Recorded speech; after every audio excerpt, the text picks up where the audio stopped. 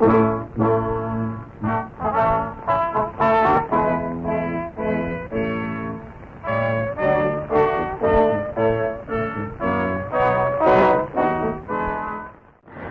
é Family Rádio, continuando a nossa programação em 15.130 kHz na banda de 19 metros, em 17.725 kHz na banda de 17 metros.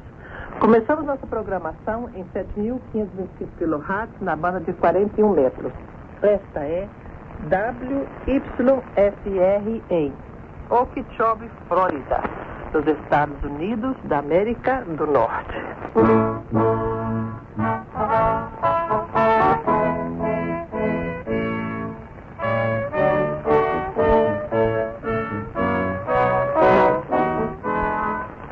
A todos os que escutam nossa programação, desejamos as ricas bênçãos do Senhor nosso Deus. Você está escutando o programa O Som da Nova Vida, um programa feito nos estúdios de Family Rádio em Oakland, Califórnia, nos Estados Unidos, dedicado a exaltar o nome de Jesus Cristo, o Filho de Deus. Nesse programa, damos muita importância à leitura da Palavra de Deus. Creio que você vai receber uma bênção por meio dos estudos e conselhos bíblicos que temos durante a nossa programação de hoje. Sejam bem-vindos ao Som da Nova Vida.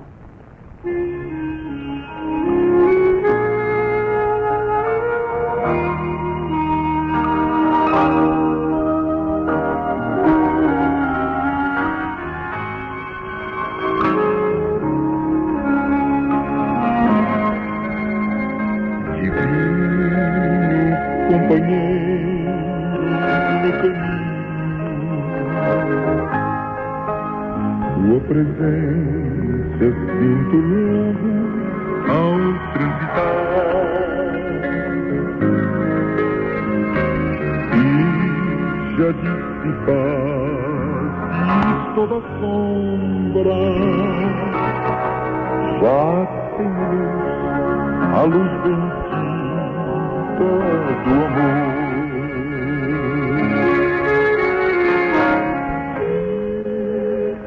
Senhor, já se passaste, meu coração para comprar.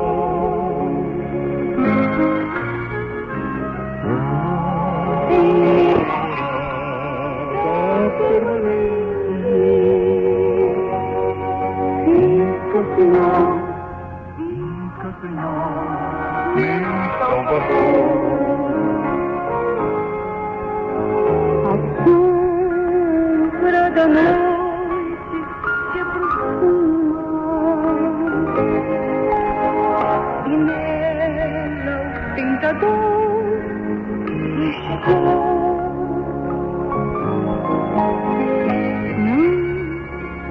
Não me deixe só no caminho.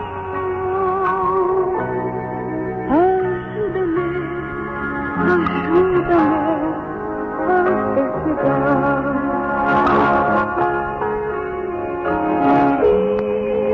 Fica, Senhor, já se passaste,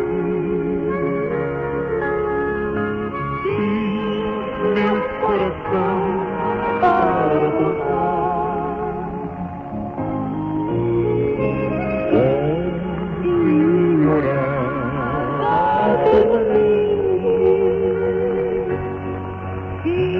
Senhora, fica, Senhor, meu Salvador.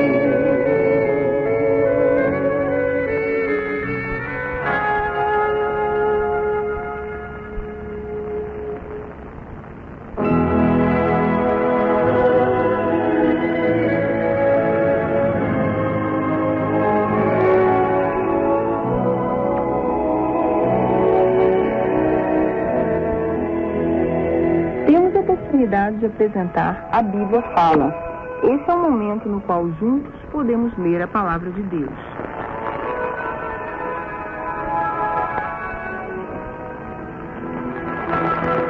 Epístola aos Hebreus, capítulo 3. Pelo que, irmãos santos, participantes da vocação celestial, Considerai a Jesus Cristo, apóstolo e sumo sacerdote da nossa confissão, sendo fiel ao que o constituiu, como também o foi Moisés, em toda a sua casa.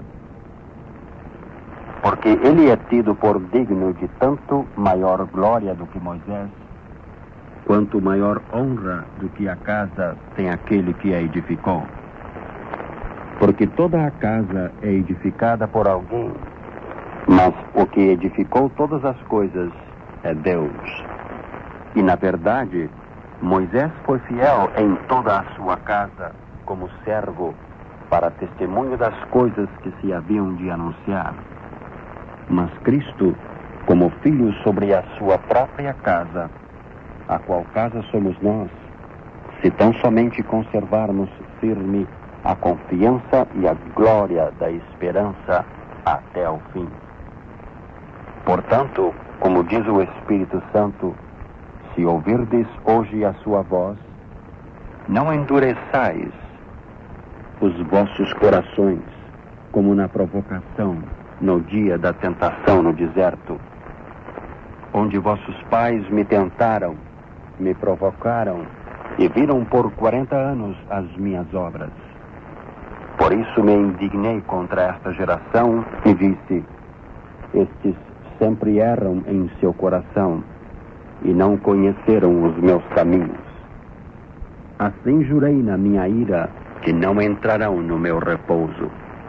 Vede, irmãos, que nunca haja em qualquer de vós um coração mau e infiel, para se apartar do Deus vivo. Antes, exortai-vos uns aos outros todos os dias, durante o tempo que se chama hoje, para que nenhum de vós se endureça pelo engano do pecado. Porque nos tornamos participantes de Cristo se retivermos firmemente o princípio da nossa confiança até ao fim. Enquanto se diz, hoje, se ouvirdes a sua voz, não endureçais os vossos corações, como na provocação. Porque, havendo-a alguns ouvido, o provocaram, mas não todos os que saíram do Egito por meio de Moisés. Mas com quem se indignou por 40 anos? Não foi porventura com os que pecaram, cujos corpos caíram no deserto? E a quem jurou que não entrariam no seu repouso, senão aos que foram desobedientes? E vemos que não puderam entrar por causa da sua incredulidade. Epístola aos Hebreus, capítulo 4. Temamos, pois, que porventura, deixada a promessa de entrar no seu repouso, pareça que algum de vós fica para trás. Porque também a nós foram pregadas as boas novas, como a eles, mas a palavra da pregação nada lhes aproveitou, porquanto não estava misturada com a fé naqueles que a ouviram.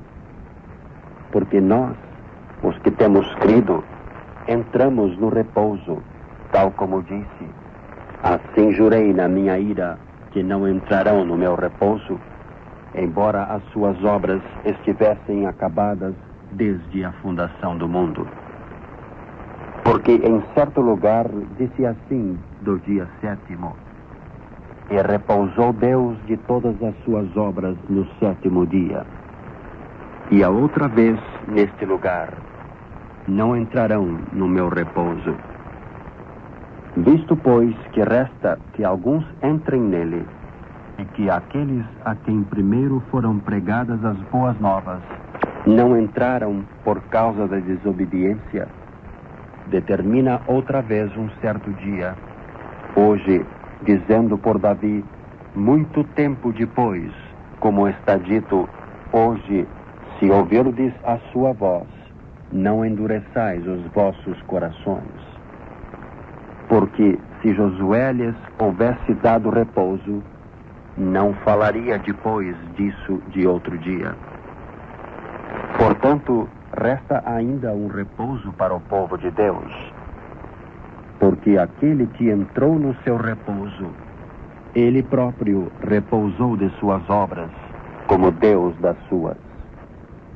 Procuremos, pois, entrar naquele repouso, para que ninguém caia no mesmo exemplo de desobediência.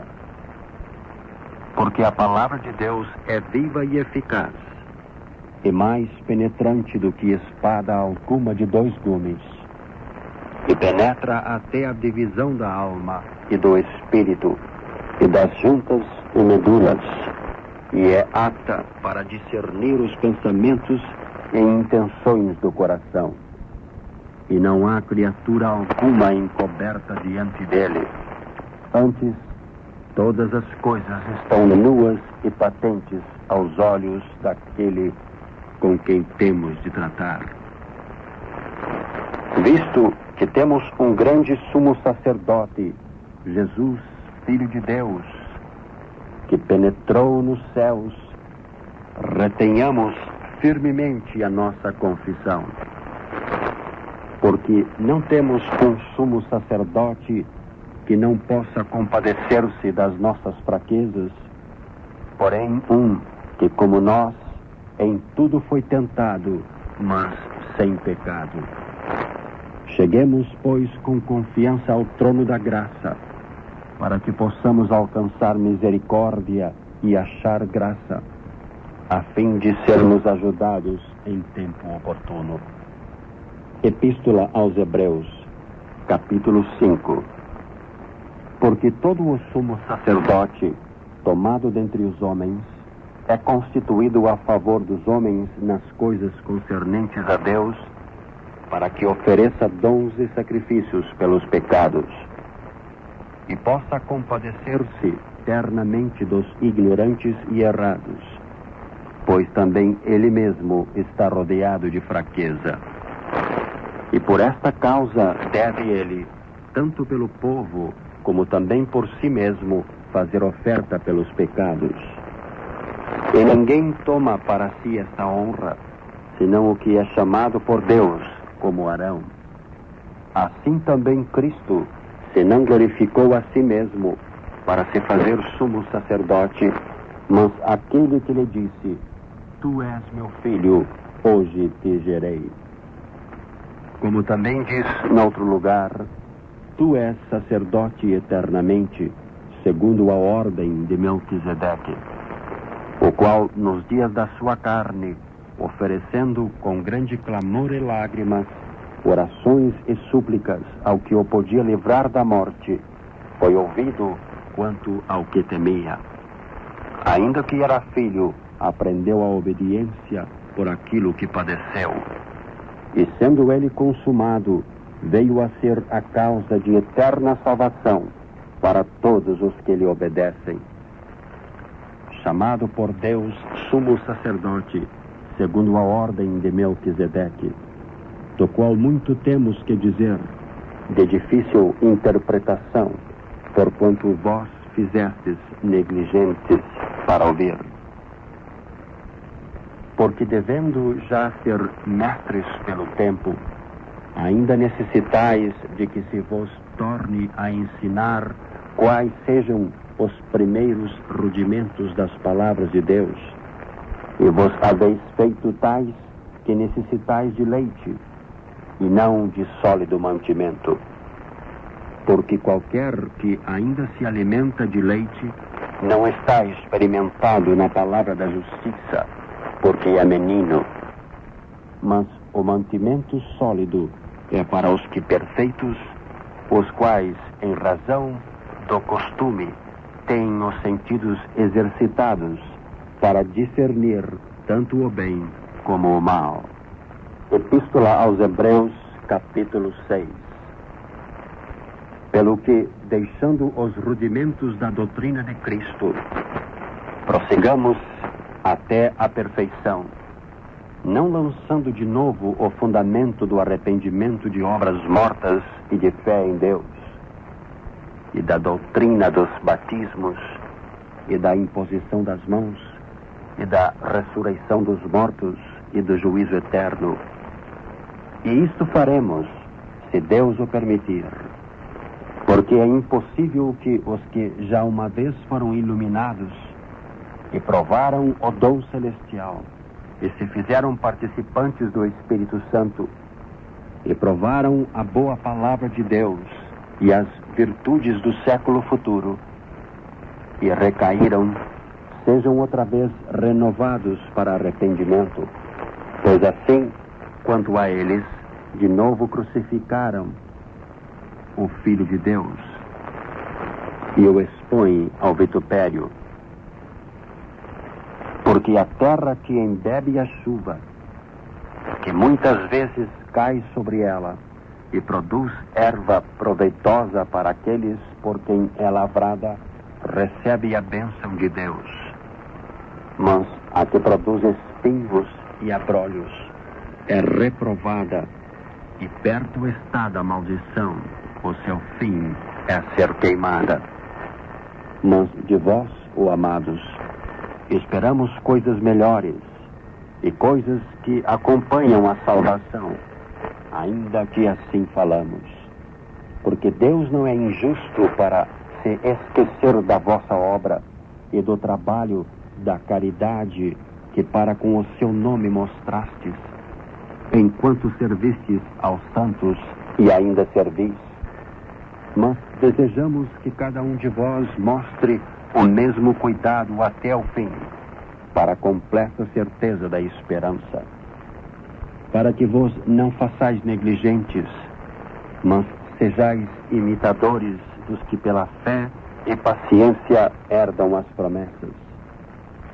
Porque quando Deus fez a promessa a Abraão, como não tinha outro maior por quem jurasse, jurou por si mesmo, dizendo: certamente, abençoando te abençoarei, e multiplicando te multiplicarei. E assim, esperando com paciência, alcançou a promessa. Porque os homens certamente juram por alguém superior a eles, e o juramento para a confirmação é para eles o fim de toda a contenda. Pelo que, querendo Deus mostrar mais abundantemente a imutabilidade do seu conselho aos herdeiros da promessa, se interpôs com juramento, para que por duas coisas imutáveis, nas quais é impossível que Deus minta, tenhamos a firme consolação, nós, os que pomos o nosso refúgio em reter a esperança proposta, a qual temos como âncora da alma segura e firme, e que penetra até ao interior do véu, onde Jesus, nosso precursor, entrou por nós, feito eternamente sumo sacerdote, segundo a ordem de Melquisedeque.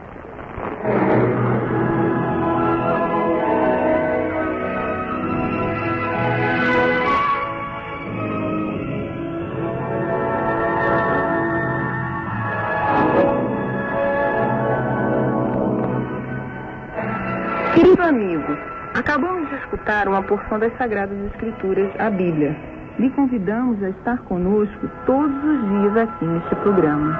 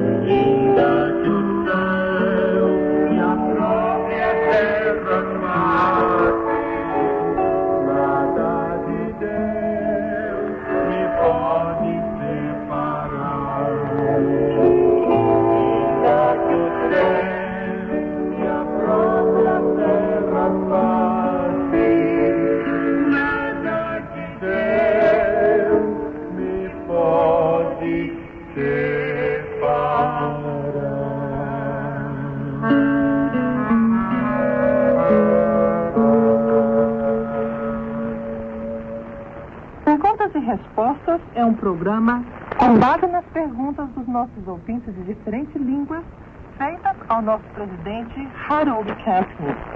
Bem-vindos ao programa Perguntas e Respostas. Li em algum lugar que a Igreja Católica Romana mudou o sabá do sábado para o domingo. Isso é verdadeiro? A Igreja Católica Romana reivindica ter feito a mudança, mas estão errados. Eles não mudaram o sabá, Deus mudou. O sabá foi mudado do sábado para o domingo, muito antes de ser formada a Igreja Católica Romana. Deus mudou o sabá de sábado para o domingo no dia que Cristo saiu do sepulcro. Eles podem fazer suas reivindicações. Também reivindica que a igreja começou em Roma e que Pedro foi o primeiro papa, mas eles não possuem nenhuma comprovação bíblica para isso. Você poderia, por favor, comentar Ezequiel capítulo 5, versículos 11 ao 13? O profeta Ezequiel do Velho Testamento profetizou durante os últimos 6 anos da nação de Judá. Depois de Ezequiel ter profetizado durante 6 anos, a Babilônia completou a destruição de Judá, Jerusalém e o templo. Assim Israel em sua própria terra deixou de existir. Essa é uma imagem do julgamento que virá no fim da era da igreja. Lemos em Ezequiel no capítulo 5, versículo 11. Portanto, tão certo como eu vivo, diz o Senhor Jeová, pois profanastes o meu santuário com todas as suas coisas detestáveis, e com todas as tuas abominações também eu te diminuirei, e o meu olho te não perdoará, nem também terei piedade. No Novo Testamento, lemos que o julgamento começa com a casa de Deus.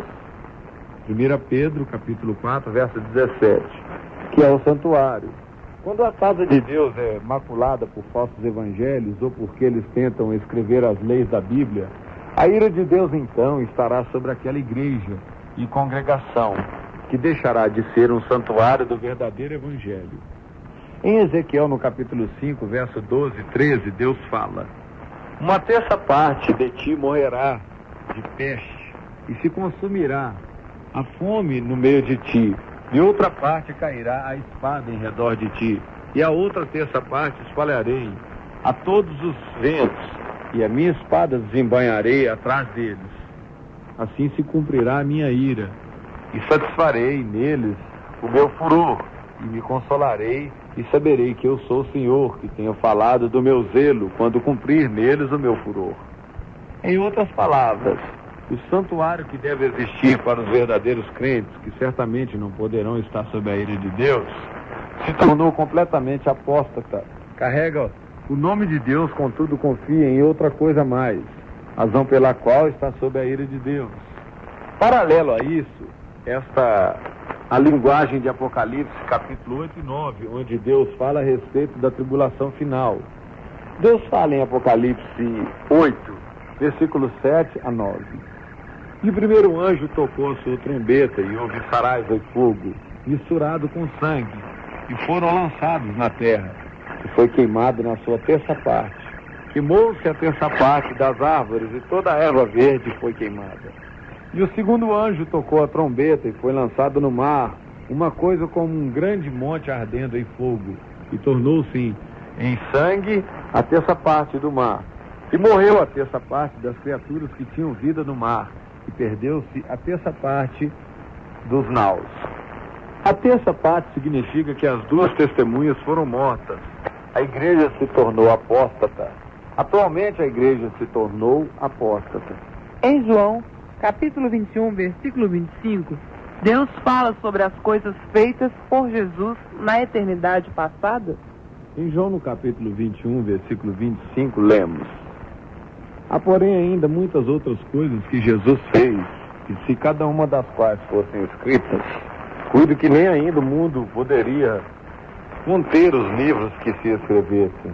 Amém. Jesus vem da eternidade passada e no passado.